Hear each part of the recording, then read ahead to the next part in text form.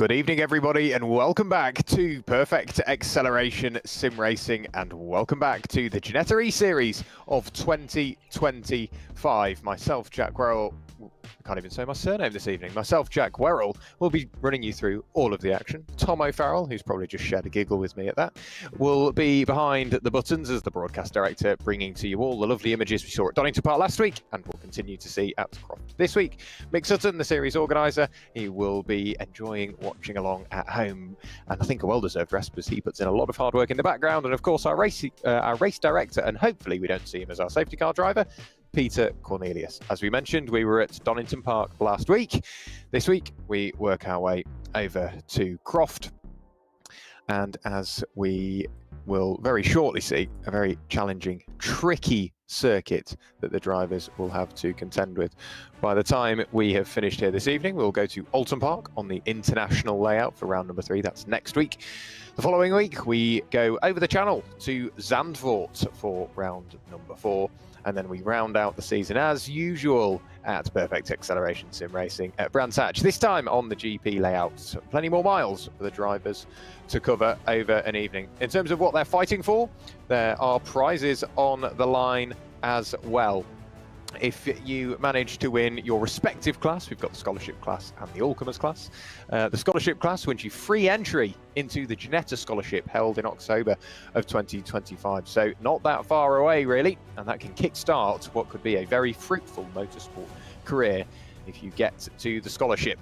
In terms of the all-comers class, you get a Ginetta factory tour and a sim track session, which is Ginetta's sim in-house that you can work on as well. But a full tour of the factory where you can see where these Ginetta Juniors are built, the Ginetta G55s where they were built, the Ginetta G56s where they are now, including the Academy cars and all the other projects that Ginetta and Lawrence Tomlinson have got going on behind the scenes, and sometimes those that you might miss. In terms of who is closest to winning those prizes, working our way off the back of Donington Park, Gabriel Norse tops the scholarship class on 72 points, 11 points clear of Riley Pogue on 61, Luke Armstrong on 48, William Johnson on 44, Luke Reardos on 42. That's your top 5 in the scholarship class. I'll allow you to read down through the scholarship class at your own leisure.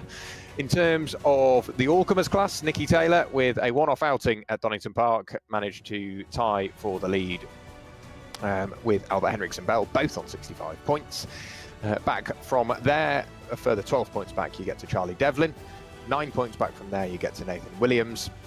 A further 12 points back, you get to Jacob Ellis, who is tied on points in 5th place with Sean Duffy, who are only a point ahead of Aaron Beattie. And like I say, I'll allow you to work your way down through the all-comers class at your own admission. In terms of what we've got coming up, maybe something that we've not seen before, we have the new Cup format coming out for both Alton Park and at Brands Hatch. So next time out, we'll see the Cup format, and that's only if drivers that have paid for an individual entry into Alton Park are eligible for the Cup at Alton Park. Same goes for Brands Hatch. So you sign up as usual into either the scholarship or the all-comers class. Enter at either or Alton Park or Brands Hatch as individual rounds. So if we do have space, we would love to have you. You still get to score points in your main championship, but you score points in the Cup standings as well. So plenty to look forward to over the coming weeks from the Ginetta eSeries of 2025. As for what we've got to look forward to this evening, qualifying is already taking place. We've got drivers going out on circuits for either their first lap or going on to their next representative lap time. There is a £50 prize as well for each Cup event. So whilst we said you score points in the Cup standings, if you end the evening, in inverted commas, the Cup at the top of the standings, you get yourself a £50 prize. Albert Henriksen Bell topping the times in the early part of qualifying, 1 minute 41.621. He's 88 thousandths clear of Gabriel Norse, but we've still got plenty of lap times to go through. We've seen some sort of representative lap times or initial lap times laying down the market, and now we've got drivers pushing much harder. Albert Henriksen Bell, for example, has just gone quicker still in Sector 1, setting a purple Sector 1, so he will look to push on more as we ride on board with Albert Henriksen Bell through the Jim Clark S's. flick through the left. I was going to say nibble at the curb, but Albert Hendricks and Bell eating the curb through the Jim Clark S's. As we say in these cars, it's so important to carry the momentum, get the car straightened out, dab the brakes, down 2 gears, manage the oversteer, well held from Albert Hendricks and Bell, manage the understeer though from the extra momentum he carried in. That will cost him maybe a tenth of a second by the time we arrive up at the complex. Sunny in and sunny out, such a challenging duo of corners. They don't look it on the face of it, but if you can get it as one smooth arc, you can carry the momentum as best as possible. But it's as soon as you flick right, it gets very tricky indeed once you've gone through Croft. Through the complex we go, on the brakes, into the hairpin, down to first gear, set up another lap, nice wide entry, cut the exit, nibble at the curb, and then back onto another lap for Albert Hendricks and Bell. You can see that small mistake through sunny in and sunny out. That has cost Albert Hendricks and Bell some time. Breaks the beam, 142.4 exactly. So he will remain top of the times with knowledge that he can go quicker. However, he's got a bit of work to do and some tidying up to do, I think, of that middle sector. Riley Poe coming through to set his first representative lap time. Will break the beam, and it's a really good lap from Riley Poe, 1:42.403. And for your first representative lap time, to put you 4th ahead of Charlie Devlin, is not a bad lap at all, and to be within near on half a second of Nathan Williams, you cannot complain either. So Riley Poe, keep an eye on him throughout this evening. So I would imagine there is more to come. Sits second in the scholarship standings. Jake Critchley joins us this evening for Veloce driving. There's a lot of work with Cat Impey in efforts to extract as much speed as possible, not just from the car but from yourself, and then maintain that. Ollie Wilcox pushing hard on the exit of Tower Bend, finds himself pointing the wrong way, so he's still got a bit more work to do, I think, does Ollie Wilcox throughout this session. I think he set one representative lap time. A couple of cars with their lights ablaze to let the cars up the road let the cars up the road know that they are on their way, one of which is Luca Erdos. So into sunny in, out of sunny out.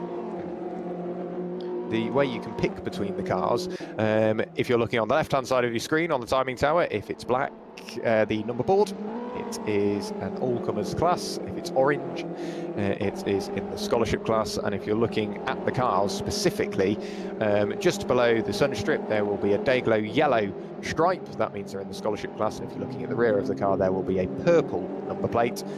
If you're looking at the all-comers class, then they do not have the day-glow yellow strip, and they have a black number plate. Finlay Lines works his way through Clairvaux, and then through the long right-hander before you arrive at the chicane. Hawthorne Bend's such a tricky corner to try and get right, because there's 2 or 3 lines you can take through it, all of which give you benefits at certain points. You ideally want the line that maximises your entry speed into the chicane, so you can carry that all the way along the straight. You can see just how undulating it is, such a tricky braking zone to get right. You hit the brakes, the car bounces around into Tower Bend, a really late apex. Don't let it lull you in too early, because the exit curb, grass and wall are very unforgiving indeed. Finlay Lines pushing on.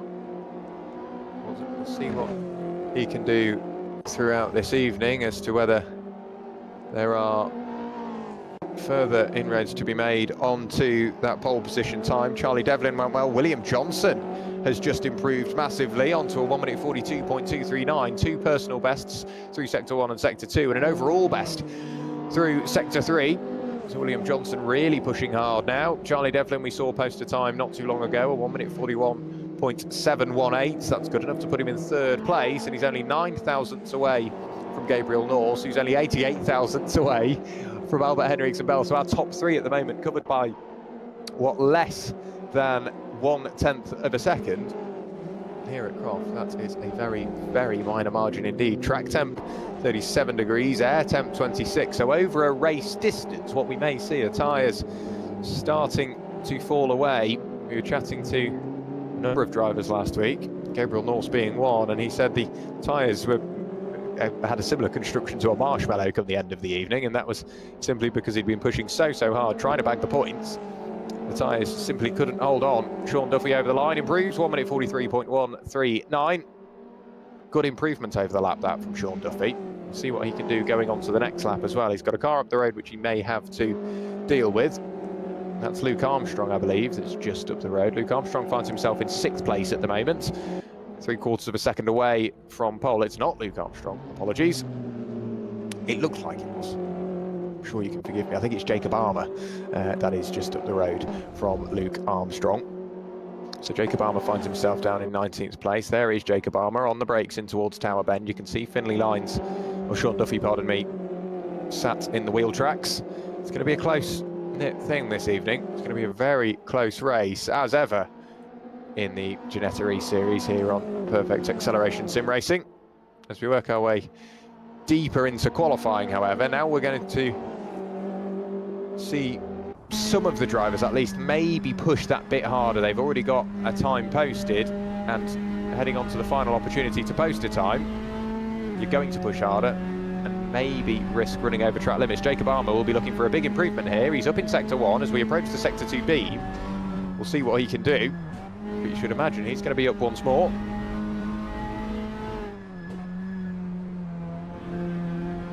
Through the complex, breaks the Sector 2 beam, and it says 1.2 seconds down. So maybe not on for an improvement. Still sat in second gear by way of managing the oversteer, opting for a nice clean exit. No longer can we see Sean Duffy in the rearview mirror. Over the line goes Jacob Armour, breaks the beam, does improve, picks up 18th place as well. 1 minute 44.189. And that will bring an end to his qualifying session. What can Gabriel Norse do by way of an improvement and potentially working his way onto pole position? William Johnson, a flash of the lights. He's trying to get onto the second row of the grid. It's his final opportunity to do so. Super aggressive, flicking his way into the complex, hard on the brakes. The nose of the car dives into the ground, bouncing over the curbs once more, managing the oversteer. Does he go for second or for first through here? Going off the revs, you'd imagine that is first gear, pardon me.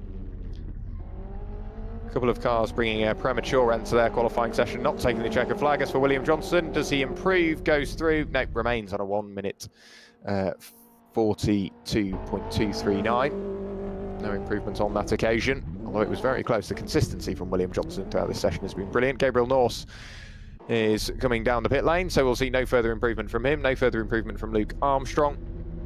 And I think that is going to be everybody else that has taken part in qualifying into the pit lane. And normally at this point what we would do is interview our pole sitters, but what we're going to do for this week, our post-qualifying interview, will go the way of the top point scorer of last week. If we spoke to them last week, we spoke to them last week. But we will then sort of move our way down the list. Charlie Devlin has gone on to provisional pole position. There's nothing provisional about that at all. Over the line he goes. 1 minute 41.461. A super late improvement from Charlie Devlin. Was not really wanting to do that too early at all, was he? So in the very final breaths of qualifying, Charlie Devlin, 1 minute 41.461, your pole sitter for this evening. But as we were saying, the top point scorer from last week, if we spoke to them last week, we will work our way down a name until we get to who we're going to interview post-qualifying this week. So this week, we have Riley Pogue and Albert Henriksen-Bell. We will chat to Riley as he joins us in the commentary box at the moment. Riley, you're starting 7th for the first race of this evening at Croft, but just casting our minds back to Donington Park, super challenging. There was so much going on. You must have been busy. Yeah, there was plenty of action in Donington. It was good fun, and yeah, we got the most out of it we could with 2 second places, so it was mega. Yeah, and I guess tonight you'll be hoping to do more of the same. You're in a very healthy position in the championship. I know it's very early in the season to think about the championship, but what you do now will be obviously super important later on down the line. So are there any circuits coming up, whether it be tonight or for the rest of the season? Maybe some you're looking forward to, some you're not? Yeah, Brands Hatch I'm definitely excited for. Love that track. It's always good fun to drive around there. Croft, I haven't really driven a lot around there before, to be honest. So yeah, I'm happy with P3 for tonight. But yeah. I was going to say, you deserve to be very happy with qualifying. Cannot complain at all. Brands Hatch, what a brilliant circuit to favour, because that's right at the end of the season, and the championship will still be being decided. I could almost put money on it. So yeah, it's going to be really interesting to see. In terms of race 1, what are you thinking? Because it's quite a tight, twisty, technical sector 1, just through those first couple of corners. What are your thoughts? Keep my nose clean, fully. Don't worry about getting any extra places early on. We've got a 20-minute race to get going for, so just keep it clean. Great stuff. Well, massive congrats on a brilliant performance in qualifying, and best of luck for this evening, Riley. Thank you. Quick word with Riley Pogue. Albert Henriksen-Bell joins us in the box as well. Albert, always good to chat. Last week was very, very busy indeed, fighting away amongst the top three. Granted, at the time, maybe opinions to be had, but walking away with a massive haul of points once all was said and done. You were tied on points leaving Donington Park with Nicky Taylor. He doesn't join us this evening. We're unsure as to whether he'll join us for the rest of the season. I guess tonight is a case of just keeping that momentum up.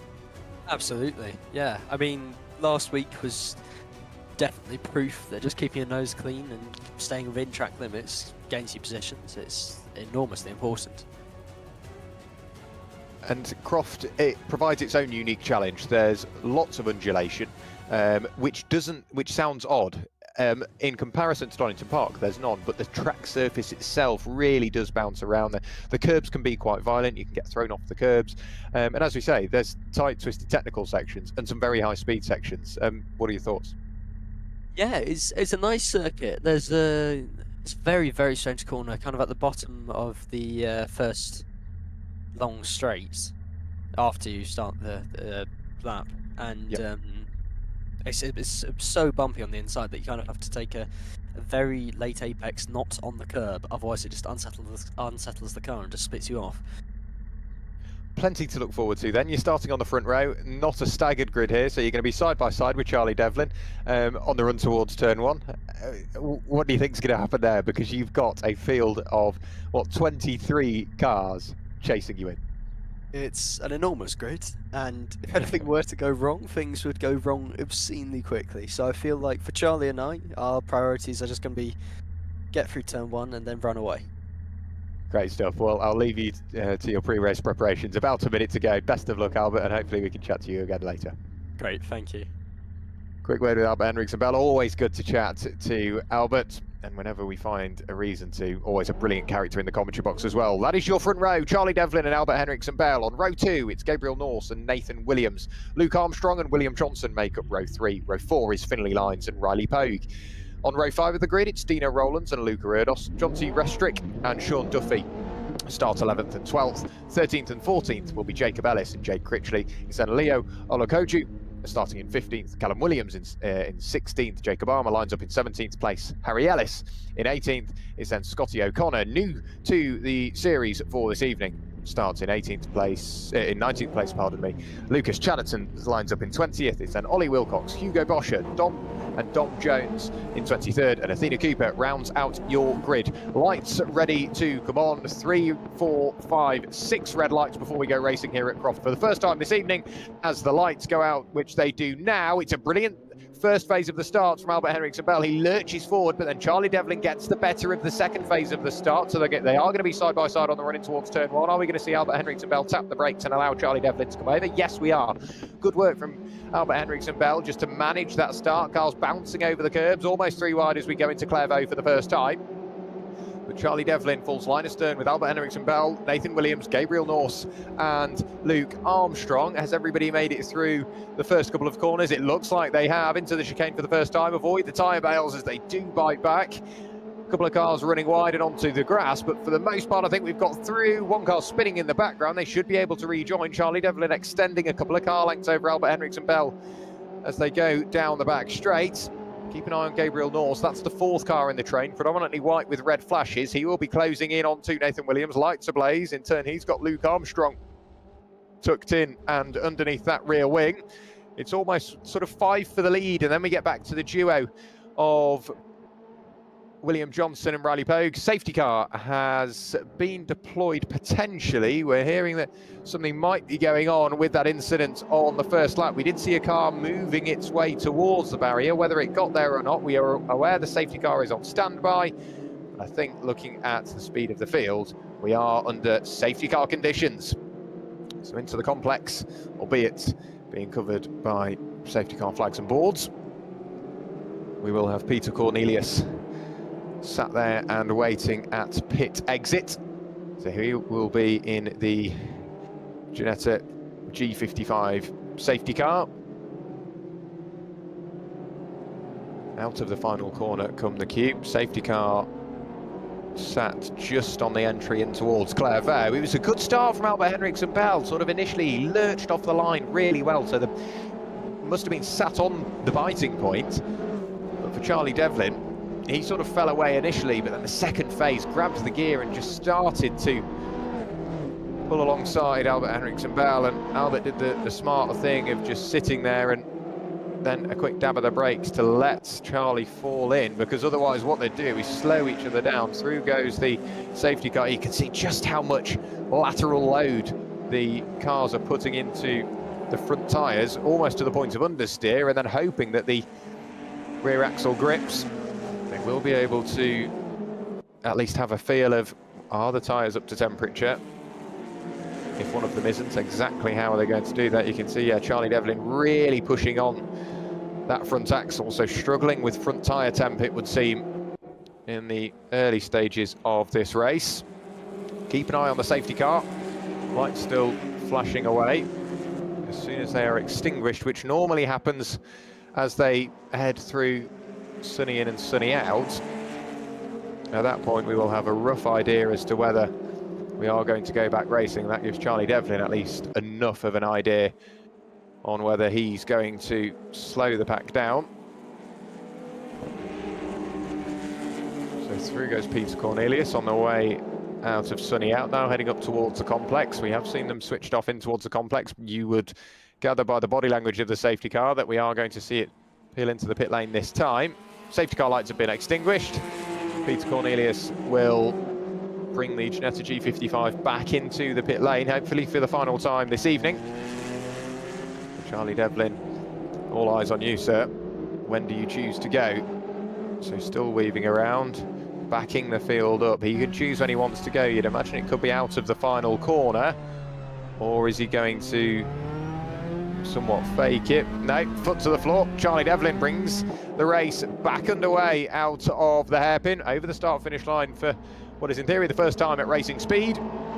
Albert Henriksen Bell caught slightly napping there, left vulnerable to Nathan Williams and Gabriel Norse, but Charlie Devlin has got a couple of car lengths between himself and Albert Henriksen Bell on the restart of this race. You've got to be super careful of that inside curb as Charlie Devlin flies skywards up onto two wheels as he nibbles at the curb. Lucas Chatterton now trying to work his way all the way around the outside of Jacob Ellis and get that position back, but no, Jacob Ellis picked up the place nice and early, and we're seeing Scotty O'Connor try to do the same. Scotty O'Connor joining us this evening for the first time.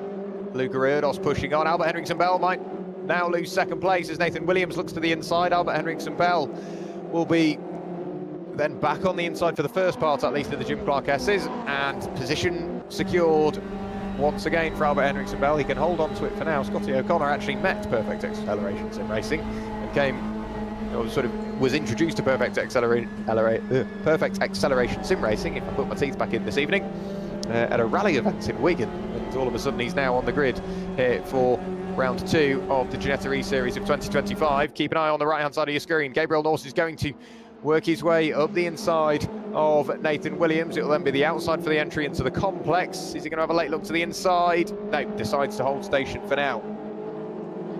So it's Charlie Devlin leading and maximising his advantage as best as possible whilst the cars behind start fighting. So Charlie Devlin with a 1.1 second lead over Albert Henriksen Bell. It's then Nathan Williams and Gabriel Norse. Jacob Armour up the inside of Callum Williams, trading a little bit of paint. Holds Callum Williams to the outside. Callum desperate to get off the grass with a bit of door-to-door contact. That leaves them both vulnerable to the swiftly approaching Jacob Ellis, pardon me. So Jacob Ellis up the inside, and position made for Jacob Ellis. Managed to work his way through and past Jacob Armour, who was trying to make a position and in the end ended up losing one. Luca Erdos has been awarded a 5-second time penalty for track limits in the early stages of this race. Dominic Jones does the same. I think we almost saw that happen. Jake Critchley pushing on as well. As the field go onto the back straight, riding on board with Hugo Boscher. The next target for him is Lucas Chatterton as they approach Tower Bend. The rear view mirror is all clear for Hugo, so he can just focus on those cars up the road. Such a smooth driving style from Hugo. You can imagine that those tyres will be loving how gentle Hugo is being. Charlie Devlin's 1.1 second lead remains. Albert Henriksen Bell still sat there in second place, only half a second clear of Nathan Williams, who has managed to shake off the attentions of Gabriel Norse. Scotty O'Connor works his way through Barcroft into Sonny in. A slight lock-up, however, pushes him wide at the apex. He goes through the grass, so too does Hugo Boscher. Lucas Chatterton will try and work his way up the inside. They're going to be side by side as they head in towards the complex. Already closing in on halfway through this race. Lucas Chatterton, what does he do here? He's got to defend from Hugo Boscher. He's got to try and work his way through and past the recovering Scotty O'Connor. Ollie Wilcox has now just driven away up the road, 2.2 seconds clear of that battle behind. Lucas Chatterton opting for a tighter entry, meaning that Hugo Boscher couldn't get to the apex. Charlie Devlin's 1.1 second lead has now extended to a 1.5 second lead, and I think that's a mistake from Albert Henriksen Bell that's lost him the time, because he's now being closed in on by Nathan Williams. Gabriel Norse with his lights ablaze. What's Nathan going to do? Jacob Ellis has picked up a 5-second time penalty for cutting down. We're keeping an eye on him just a few moments ago, having worked his way through and past Jacob Armour. Nathan Williams, is he going to go to the inside? We heard from Albert Henriksen Bell just how bumpy it is, probably hence the reason as to why he's not been able to defend that. And you can see Nathan Williams just nibbled at the curb and started to fall away from the rear bumper of Albert Henriksen Bell. Now up into 5th gear, using all the gear available to him. The LEDs on the steering wheel flashing away, informing him how close he is to that rev limiter. Up into 6th even now. Through Barcroft on the brakes, get the car straightened out and just try and rotate the car nice and early, so then you're not having to rely on those front tyres. We saw a couple of drivers getting caught out with understeer through that section of the circuit in qualifying. Nathan Williams lost a bit of time through sunny outs. Takes again a tighter entry, relies on those front tyres. You see him soaring away at the wheel, nibbles at the grass on the brakes, gets away with it without much of a lock-up at all, managing the oversteer. Albert Henriksen Bell using all of the circuit available to him and a bit more. Jacob Armour has picked up a 5-second time penalty for exceeding track limits. Absolutely nose to tail now are Nathan Williams and Albert Henriksen Bell, and they need to get on with this really, because Charlie Devlin is running away in the lead of this race. 1.8 seconds to the good now. Nathan Williams looks to the inside of Albert Henriksen Bell. They hit the brakes at the same time. Albert on the outside, that's a brave place to be, and Nathan opts no. Discretion is the better part of valour, and the position isn't going to come that easily. Side by side through the chicane, you don't see that very often at all. Nathan on the inside, Albert then on the inside through the right, then the left. They're going to be side by side all the way along the back straight. Who has the momentum? It looks like Nathan Williams has got the momentum on this occasion, but he's on the very bumpy inside line. Can he get away without locking up? Gabriel Norse has got the best seats in the house. Albert Henriksen Bell now decides he can't defend for much longer. Gabriel Norse following suit. He's sat there in 4th place, so 2nd, 3rd and 4th, all within, what, 3/10 of each other. As for Luke Armstrong, he'll be watching this up the road, but in the meantime he's busy scrapping away with William Johnson. Riley Pogue is there as well, 3 wide almost as we go through Barcroft. William Johnson, brilliant move, dives back to the inside of Luke Armstrong, so they're still side by side. Riley Pogue arrived on the scene. He arrived in 7th and left in 5th, so he's got the most out of that battle. Luke Armstrong and William Johnson continuing to battle. Riley Pogue literally arrived, drove through the pair of them, and then has started to chase down the top 4 as we go into the complex. Luke Armstrong on the brakes, has a little look to the inside, but gets a flick of oversteer which kills the momentum. On the brakes in towards the hairpin. William Johnson is now trying to reattach his attentions onto Riley Pogue.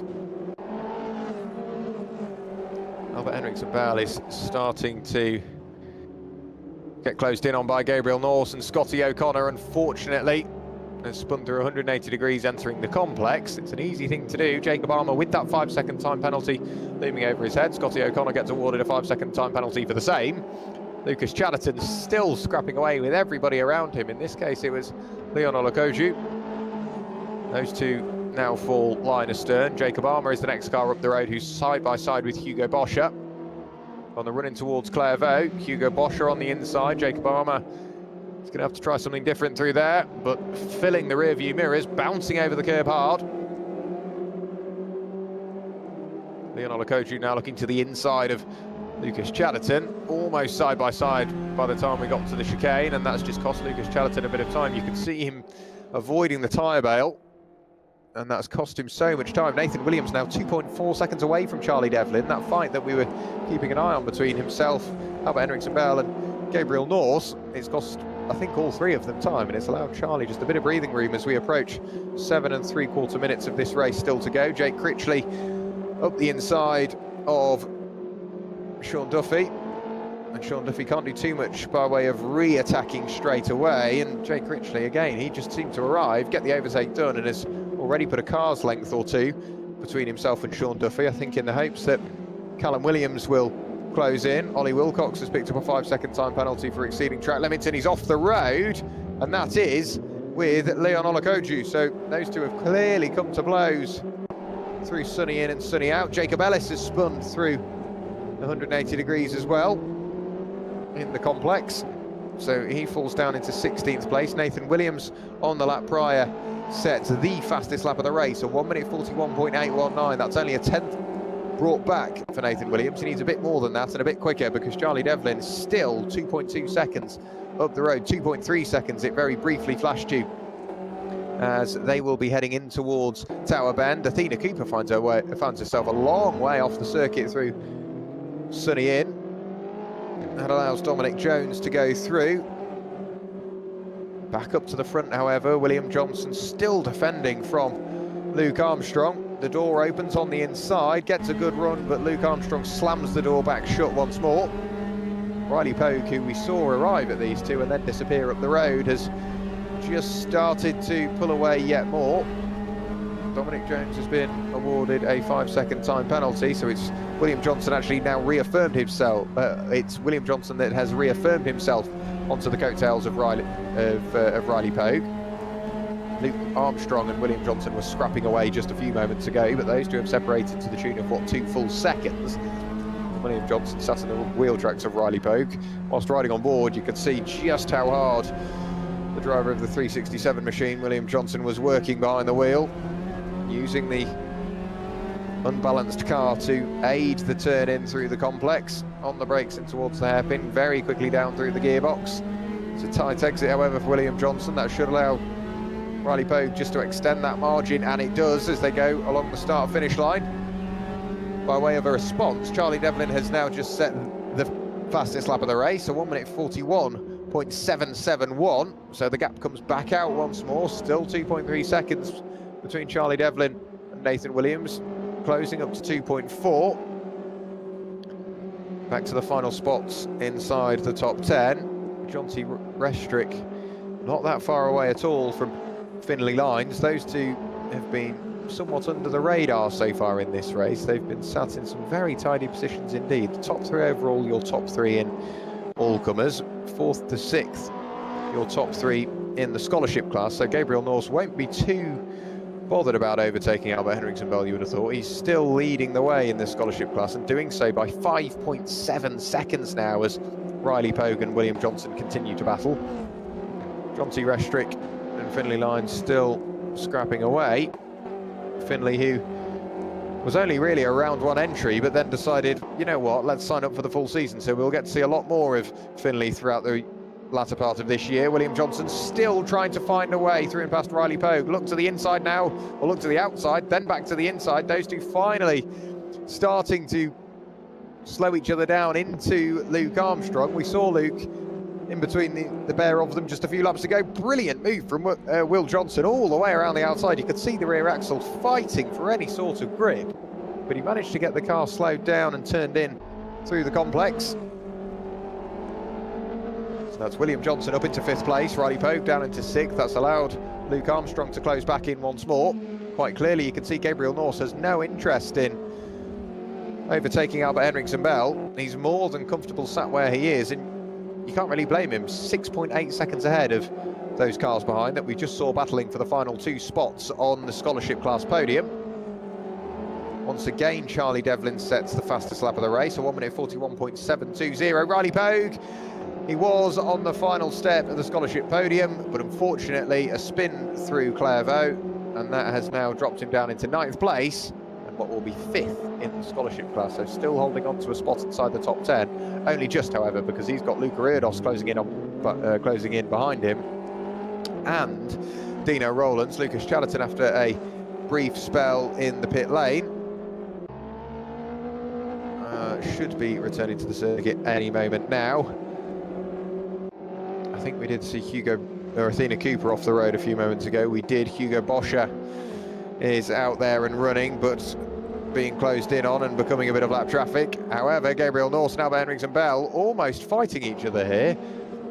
They are slowing each other down, but Albert Henriksen Bell now decides that 4th place will do. It's still going to be the 3rd step of the podium in the all-comers class. A flash of the lights, whether that was a come on now, let's close in on Nathan Williams, or it was some slight discomfort. There was contact between Gabriel Norse and Albert Henriksen Bell. Ollie Wilcox has picked up what I think is now a second 5-second time penalty for exceeding track limits. The recovering Riley Pogue is trying to get through and past Luca Erdos and is being ushered forward by Dino Rowlands. But Riley, having just lost the place to Luca Erdos, is going to try and get that back, but he can't afford to lose another spot and then fall outside the top 10, because Dino Rowlands and Jake Critchley will be more than happy to take those positions away.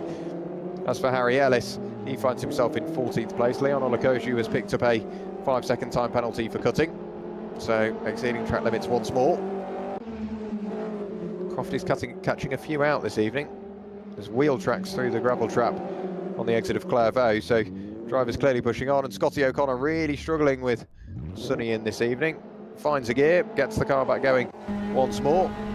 Here we see Jonty Restrick going to the inside of Finley Lines. It's the outside of Finley Lines by the time we arrive at Tower Bend. The super wide line from Jonty. Is he then going to look for the cutback? He gets some good momentum as we approach the Jim Clark S's. Will it be the inside? Will it be the outside? All will be revealed. Or is he going to wait until we get to Barcroft? Sat in the wheel tracks. Now he's going to cut to the inside potentially and look for the move. No, it's cost him a bit too much time as he applied the extra steering lock. He just scrubbed that little bit of speed on the brakes in towards Sonny Inn. Is there going to be a look there? No, they remain as they are. Jonty Restrick in 8th place. Finley Lines sat there in 7th place. Riley Pogue's evening goes from bad to worse, finds himself right the way into the greenery on the inside of the Jim Clark S's, and now drops down into 15th place. I thought that was just one car going by.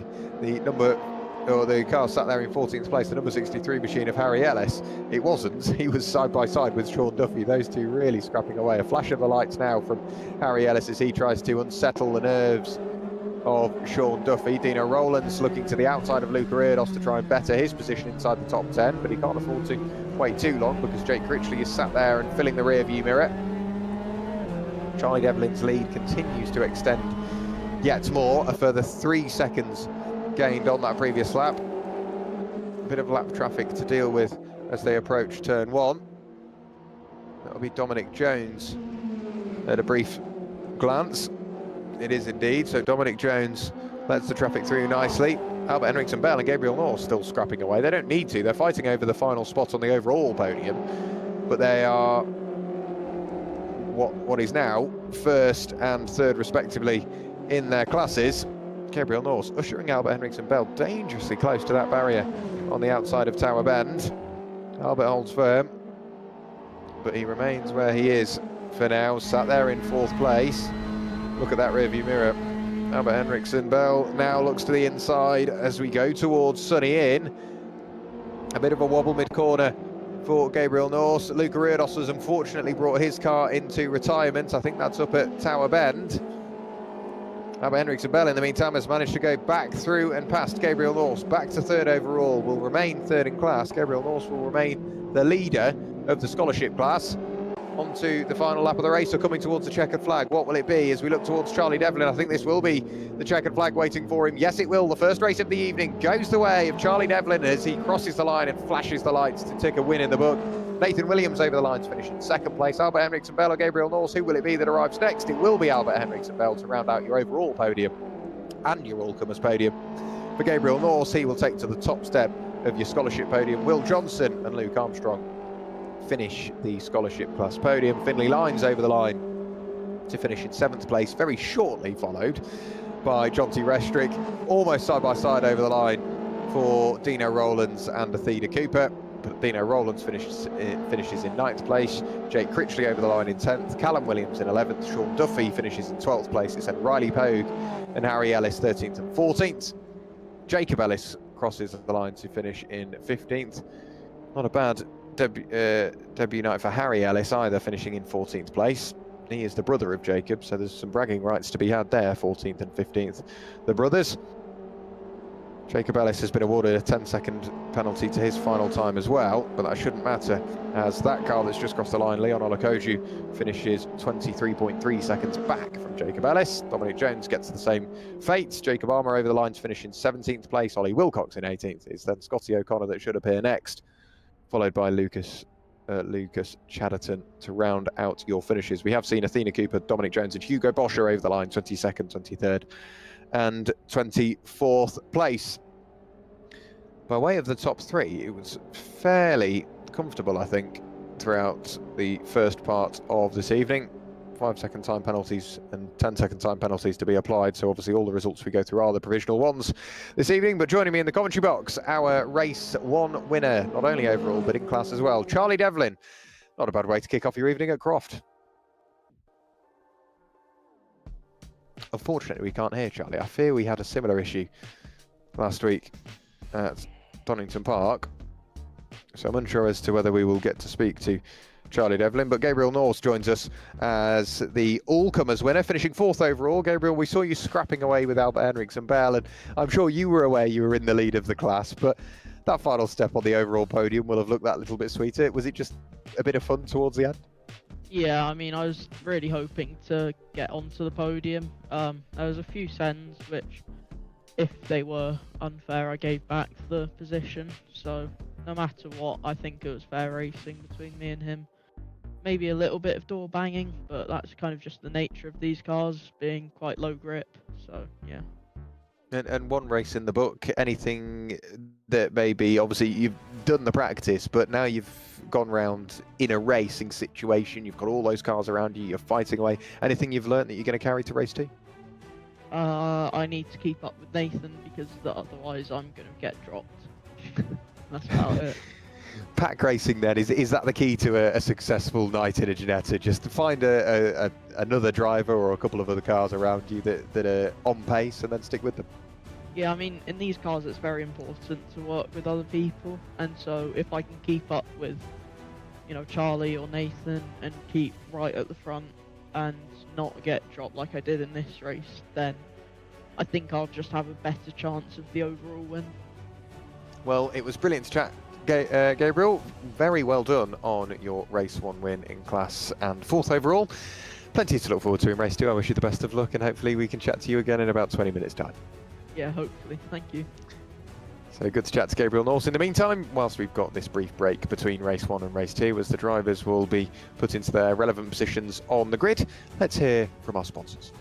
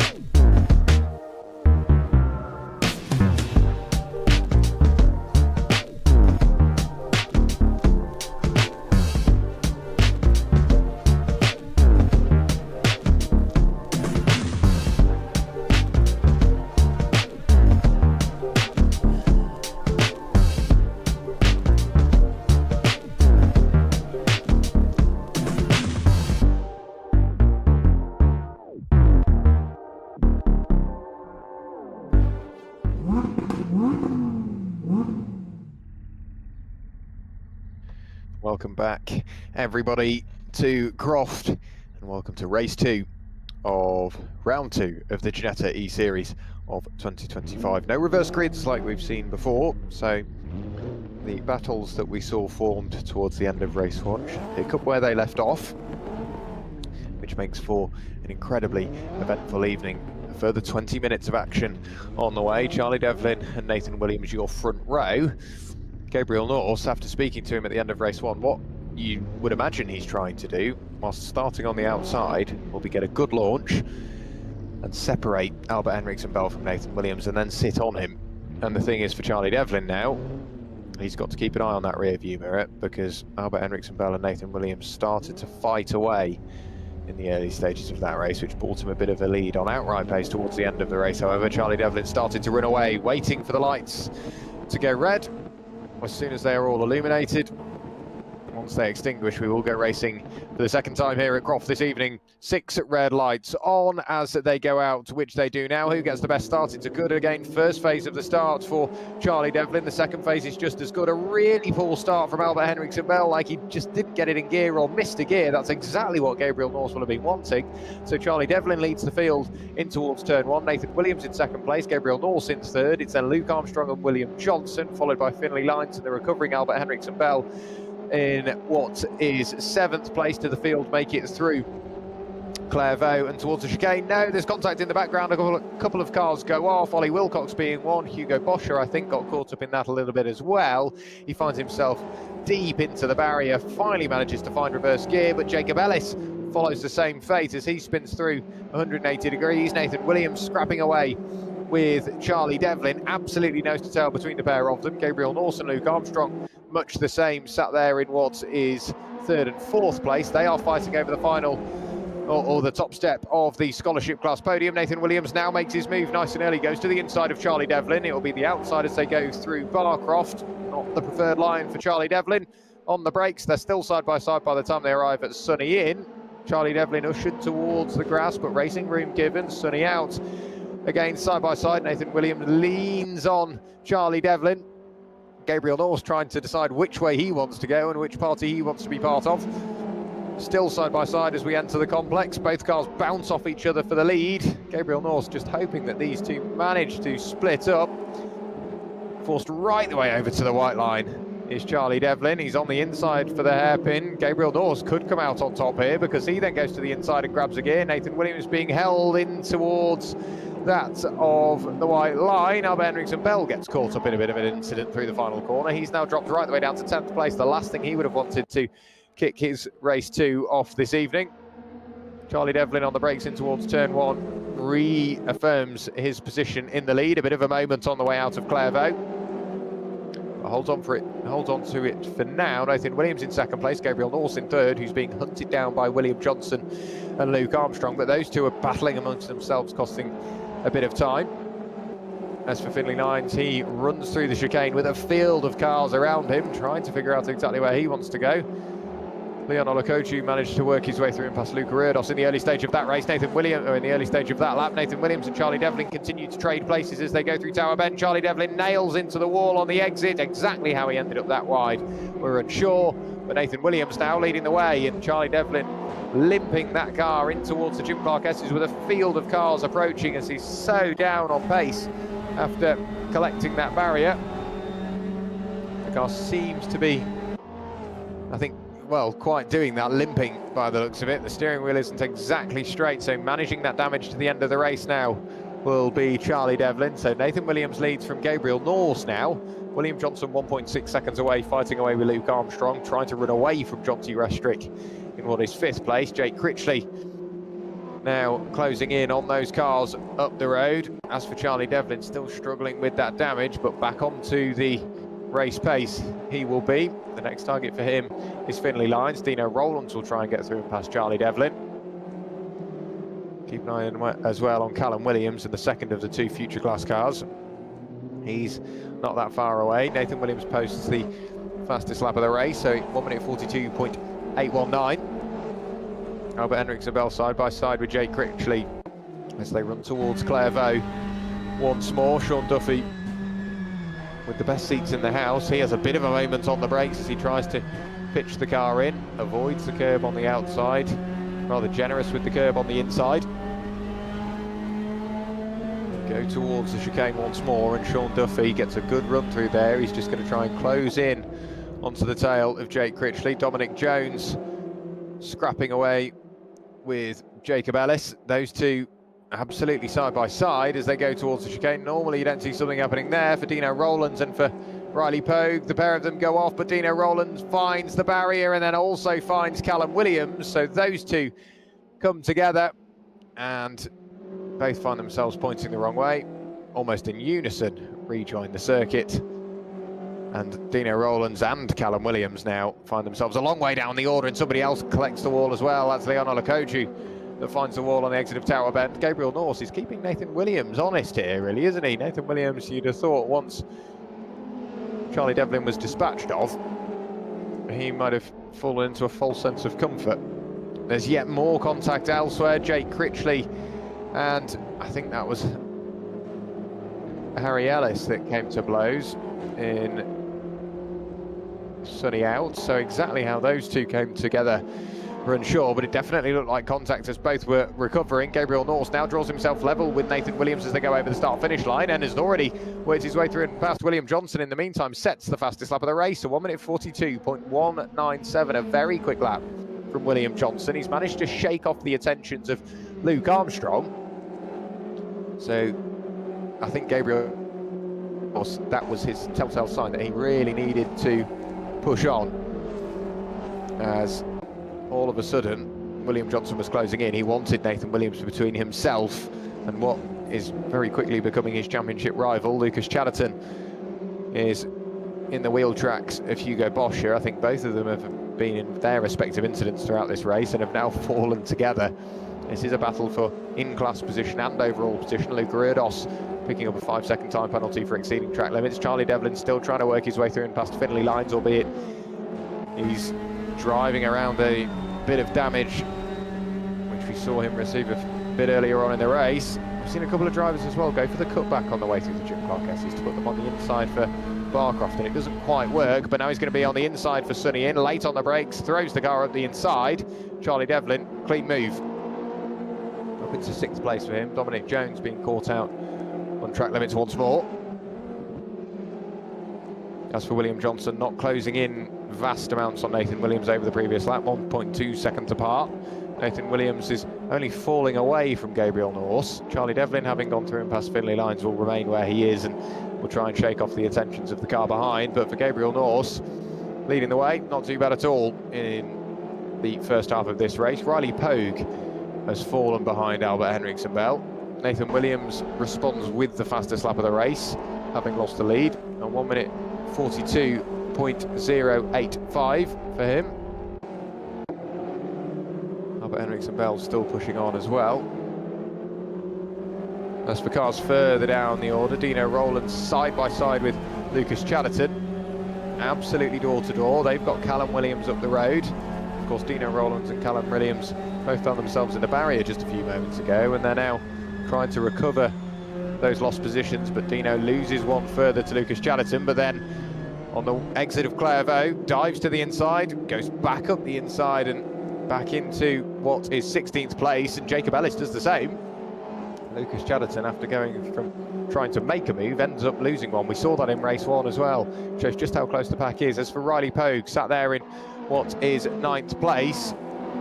He's got all of the cars around him, but Dino Rowlands for now is leading that little train.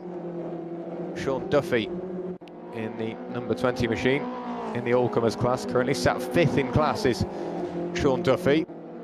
He's got Harry Ellis right behind him. Nathan Williams has managed to work his way back through and past Gabriel Norse, and it looked somewhat simple whether Gabriel ran wide or decided he doesn't want to fight here, and has given Nathan Williams the opportunity to punch the hole in the air and to pull away from William Johnson. Is this a strategic game from Gabriel Norse to allow Nathan Williams to push on?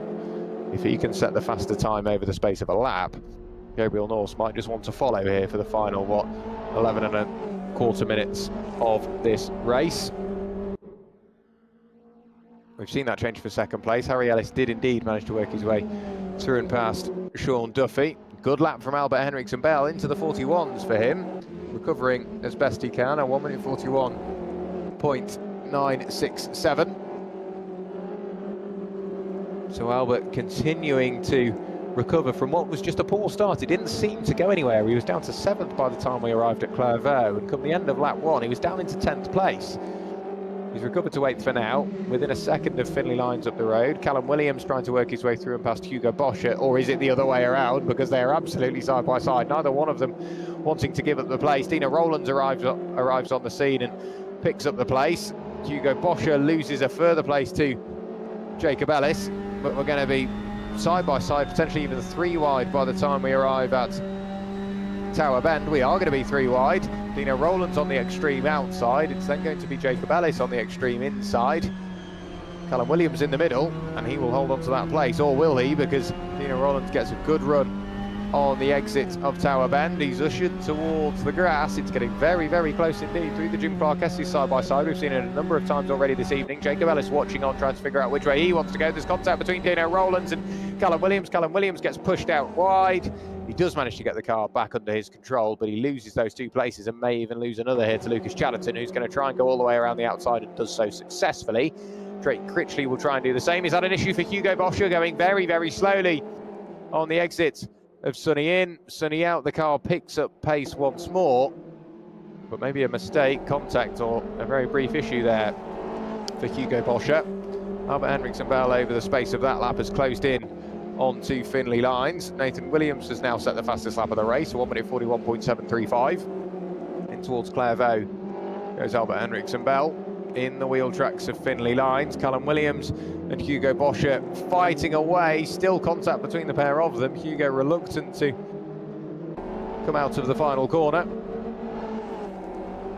but Callum Williams, having just picked up a 5-second time penalty, the last thing he would want is to lose yet further time. Jake Critchley now to the inside of Lucas Chatterton. Position made, or is Lucas now going to dive to the inside on the exit of Clairvaux? No, remains where he is, sideways into shot.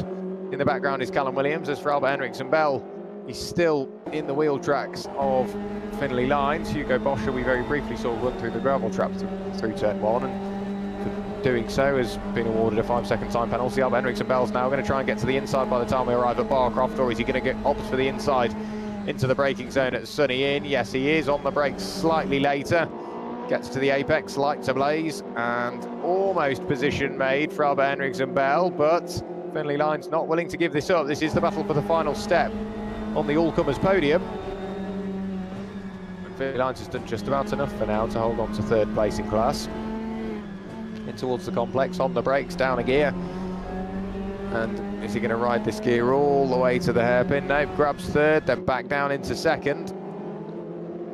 Through the left-handed hairpin and onto the start-finish straight once more. Jonty Restrick just slightly further up the road, running wide out of the final corner. That's bringing him back into the clutches of the cars behind. He's in a different class, but the last thing he wants is for Finley Lines and Albert Henriksen Bell to arrive on the scene, because they're bringing with them Riley Pogue, who would move Jonty Restrick's position around in class. Athena Cooper giving a 5-second time penalty for exceeding track limits. 7.5 minutes of the race remaining. Albert Henriksen Bell now finally gets to the inside of Finley Lines. Going to be side by side through the chicane. There was contact between the pair of them onto the grass, and killing all the momentum is Albert Henriksen Bell. He jumps back in behind Finley Lines. There's a little bit of traffic. That's by way of Athena Cooper, who does the sportsman-like thing and jumps out of the way. Clever driving from Athena Cooper. Super hot on her mirrors. Dino Rowlands awarded a 5-second time penalty for exceeding track limits. Gabriel Norse having lost out to Nathan Williams a few laps ago, and the lead has fallen away by around about 3/4 of a second, but not too much pressure from behind. 2.1 seconds the gap between himself and William Johnson, who would threaten the position not only overall but in class as well. Albert Henriksen Bell still trying to unpick the lock to get through and past Finley Lines, but he can't hang around too much longer because Riley Pogue is there or thereabouts. Albert Henriksen Bell will want to get onto the all-comers podium. Riley Pogue will want to inject himself further into the top 10 and potentially close in onto Jonty Restrick and pick up some valuable points in class. Finley Lines in turn, he's trying to work his way through and past Jonty Restrick. Into the final corner they go at the hairpin. A bit of oversteer, however, on the way in for Finley Lines. That bleeds off the momentum in which he had. So they're going to be side by side on the run towards turn 1. Riley Pogue not that far away. He's watching this all unfold in front of him. Absolutely side by side in towards Clairvaux. Who's going to brake later? They brake at exactly the same time, but Albert Henriksen Bell, wise to the move, decides not this time. Riley Pogue, this is the second part of the apex, so that just cost him a bit of time, but he's just letting this all unfold in front of him and letting the race come to him. He's still got 5.5 minutes to decide what he's going to do. Scotty O'Connor awarded a 5-second time penalty for exceeding track limits. Albert Henriksen Bell goes to the outside, and that will be his favourite line. He did say it's not quite so bumpy. Finley Lines on the inside. He's trying to hold it all the way around the outside. He's Albert Henriksen Bell, but he gets ushered towards the wall. Onto the grass he goes, keeps the car under his control, rejoins the circuit. Finley Lines isn't going to let him get away with this one. He wants that final step on the all-comers podium. And Albert is really working for this. Jacob Armour now getting closer to a position inside the top 10. Managed to work his way through past Sean Duffy, but running wide is Finley Lines, and that opens the door for Albert Henriksen Bell. Albert Henriksen Bell up into 7th place and onto the provisional 3rd step of the all-comers podium. And now keep an eye on Riley Pogue in the background, because he's trying to work his way through and past Finley Lines as well. Luca Rurdos gets added to the list of drivers that have just wandered over track limits this evening. And a car so far off in the corner, that's on the exit of Sunny Out. Jacob Armour somehow found his way almost into the Armco barrier. Lucas Chatterton with an issue through Sunny In. That car looks maybe not in the best of conditions anymore. I don't know whether there's just been little bits of light contact, and slowly they have amplified throughout this evening. Gabriel Norse now outside of the 2nd barrier, so we won't be getting any aerodynamic assistance from Nathan Williams up the road. 1.2 seconds the lead gap for Nathan Williams. What of Charlie Devlin? Where is he? He's up into 5th place at the moment and closing in on Luke Armstrong. So it's very much damage limitation, I think, now from Charlie Devlin. He's still dealing with a bit of suspension damage, I think, from the earlier incident. But he's pushing on, and fair play to him. He's still extracting the speed from the car. So he will be closing in onto Luke Armstrong. He still pick up 2nd place in class, so that will definitely limit the damage. Riding on board with Sean Duffy. Jacob Armour, the car in the background, is a long way away, so he can focus on closing in on Harry Ellis. You can see the car wanting to swap ends on the run in towards Tower Bend. A slightly earlier turn in from Sean Duffy.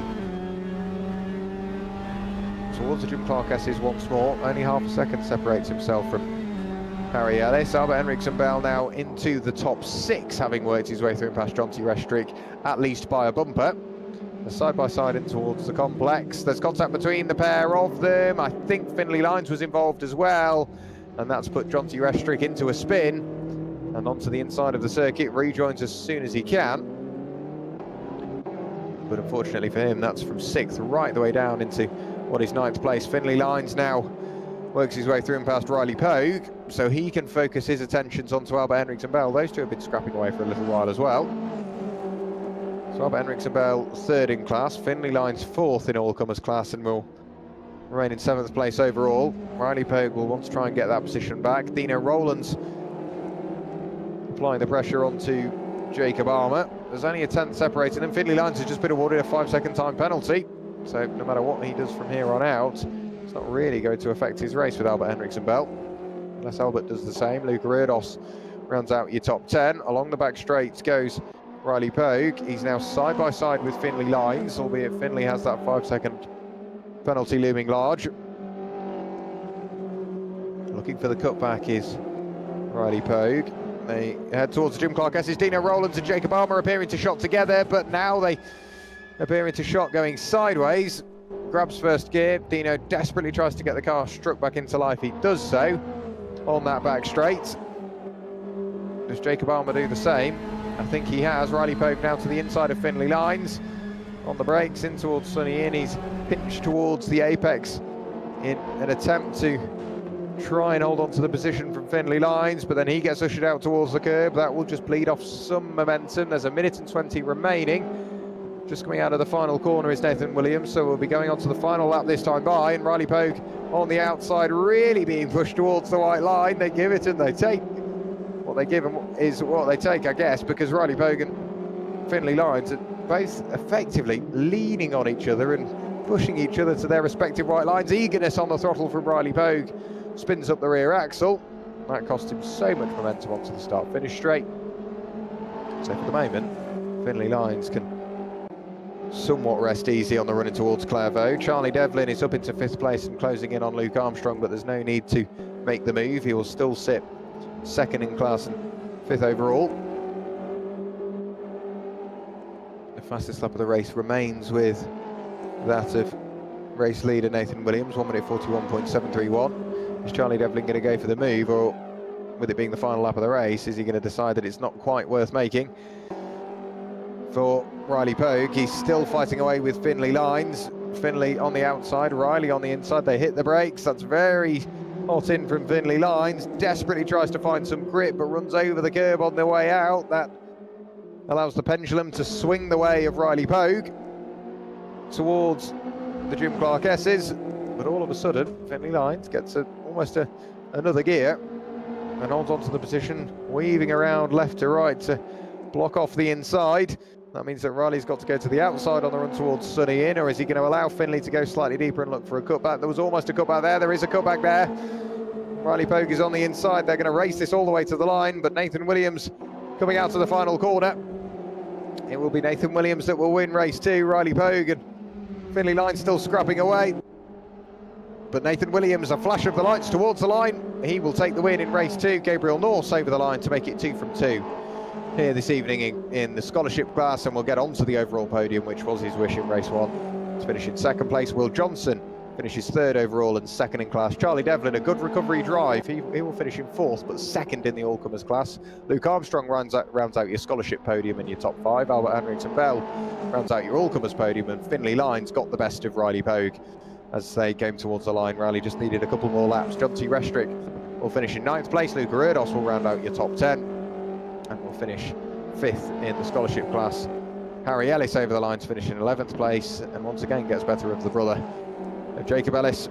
Sean Duffy over the line in 13th, Jacob Armour in 14th place. It will then be Jake Critchley over the line to finish in 15th. Callum Williams coming towards the line to finish in 16th place.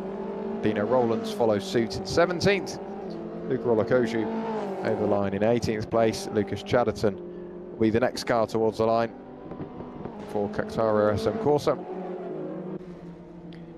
Hugo Boscher will round out your cars that finish on the lead lap. We have already seen Scotty O'Connor, Dominic Jones, and just over the line, Athena Cooper to round out your 23 finishes. Unfortunately, we saw Ollie Wilcox retire the car up towards Tower Bend, but Nathan Williams with a win in race 2 here at Croft. He joins us in the commentary box. Nathan, race 1, it was there or thereabouts, but the battling in the first phase of the race just made your job that little bit harder in the second phase. But race 2, quite a different story. You started alongside Charlie Devlin, you started to fight away, and then as soon as Charlie Devlin was disposed of, that lead just seemed to grow. Yeah, I think I had a alright start to the race. We had a bit of a battle at the start. I think me and Charlie had some unfortunate contact, which I haven't looked back. If it's my fault, I sincerely apologise for it. And then from there, I think me and Gabriel obviously knew we're fighting for completely different classes. There's no point battling, so I think we just sort of tried to work together and try and cover from any track limits penalties or something that might happen in the race. I mean, it's a good way to leave Croft, really, because you're still in a strong place in the championship, and we're heading towards the halfway point of the season. So obviously the championship is still all to play for. Is that something you think about this early in the season, or is it a case of just bagging points and then worry about that towards the end? Not really. I can't fight for the championship. I'm missing one of the rounds. I'm missing the next round. So I won't be able to fight for the championships. I'm sort of just going by, trying to do as well as I can in each race, and yeah. And in terms of Croft this evening, it poses a unique challenge. Obviously, you're missing next week, so we won't see you at Alton Park. But in terms of your return, are there circuits you're looking forward to, circuits you're not? Zandvoort is a circuit I'm definitely looking forward to. It's a track I quite enjoy driving on the sim. It's unique. I've never really done any races around there, so I'm quite excited to see how that goes and where I am in the pack. Well, we'll look forward to seeing you upon your return, but a massive well done for a win in race 2 and a good result in race 1 as well. Anybody you'd like to say a quick thank you to before we let you go? Yeah, I'd like to thank my sponsors, PV Williams and also DKMS, and then also as well I'd like to thank my parents and all my family. Great stuff. Always good to chat, Nathan, and we'll see you in 2 weeks' time. Thank you. Quick word with race 2 winner Nathan Williams. We're also joined in the box by Gabriel Norse. Gabriel, another win in class. You are becoming something of a formidable force in the scholarship class. And what would it mean to you? I know it's an early stage in the championship, and we've still got a lot of points up for grabs and a lot of racing to be done. But to be given an opportunity to potentially enter the Ginetta Scholarship of 2025. How big of a thing is that for you? Yeah, I mean, I hopefully want to win this. Championship was something I did last year, and I just seem to gel very well with these cars, and they seem to suit how I drive. And yeah, the scholarship, I'm actually not sure if I can even be there, but I mean, I just really want this championship win. I mean, just very good. The performance tonight shows that back-to-back wins, and you got onto the overall podium as well. So the momentum is with you. Absolutely, you're leaving Croft with your head held high. Alton Park next week. What are your thoughts? Yeah, I mean, Alton, I did quite well at last year. I think I won 2 races over the course of the season there. Yeah, I think the momentum's going well, although I seem to finish every second race 2 places higher than my first race. So if I finish 5th, then I'll finish 3rd in the next one. So Well, what happens if you win the race outright in race 1? What does that look like? have to finish -1. Yeah, we'll figure that one out when we get there. But a massive well done, Gabriel. Always good to chat. And anybody you'd like to say a quick thank you to before we let you go? I'd like to thank Sim Demon and my parents. Great stuff. Massive well done, Gabriel. We'll see you next week. Yeah, thank you. So a quick chat. All right. A quick chat with Gabriel Norse. Apologies, just a slight admin error as we were ending off the interview there. So, Gabriel Norse, your race 2 winner in the scholarship class. Where do we go next week? Let's have a little look. We go to Alton Park on the international layout for round number 3 before we go to Zandvoort for round 4 and then round out the season at Brands Hatch GP for round number 5. What does the championship look like leaving Croft? Let's have a very brief look, as again, just dealing with the slight technical issue which we had a few moments ago. It's going to be Gabriel Norse, which leads the championship on 145 points, a dominant performance from him this evening. Now 40 points clear of Riley Pogue, of course, points being provisional. A point back from there is William Johnson. 4 points back from there is Luke Armstrong. They're going to be fighting hard for that position, or that possibility of getting onto the Ginetta Scholarship for 2025. As for the all-comers, Charlie Devlin is still leading the all-comers championship, but by 3 points for Albert Henriksen Bell, and Nathan Williams 7 points adrift from there before we get a huge jump back to Nicky Taylor, who won't be able to score any further points unless he returns. That's only a point clear of Jonty Restrick. 4 points back from there is Finlay Lines. 3 points back from there is Jacob Ellis. It all gets very tight as we look further and further down the all-comers class. So every position you can gain will be incredibly valuable indeed as we get towards the end of the year. As we've got all eyes on next round, Alton Park the International layout, we've got the new cup format, so you can still score points in the overall championship in your main class, but you can score points in the cup standings as well. So you can sign up as usual, whether that be for the scholarship or the all-comers class, and enter either or the Alton Park round or the Brands Hatch round. If you can do both, it would be great to have you. And there is a £50 prize as well if you win your cup standings come the end of the evening. So plenty to look forward to at Alton Park. Of course, we've spoken to our winners. Now let's thank not only the drivers, but everybody else that works at PASR and puts in the work to bring the production to you this evening. So myself, Jack Werrell, that's run you through the action. Tom O'Farrell, that's allowed us to do that and allowed us to see all of the action unfolding here at Croft. Mick Sutton, the series organizer and Perfect Acceleration Sim Racing. And of course, our race director and our safety car driver, which we only saw once this evening, Peter Cornelius. But from us all here at Perfect Acceleration Sim Racing, we'll see you in a week at Alton Park. Bye-bye.